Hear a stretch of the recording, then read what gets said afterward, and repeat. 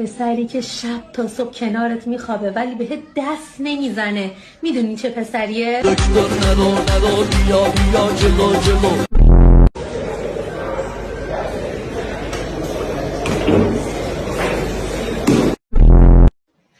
که من گریه کردم تو برای یکی دیگه خندیدی.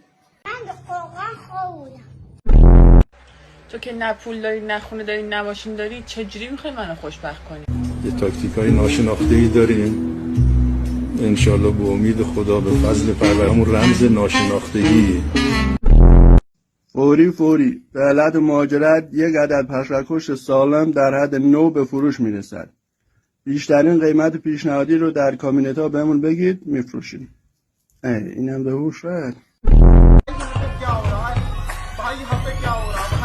آره بابا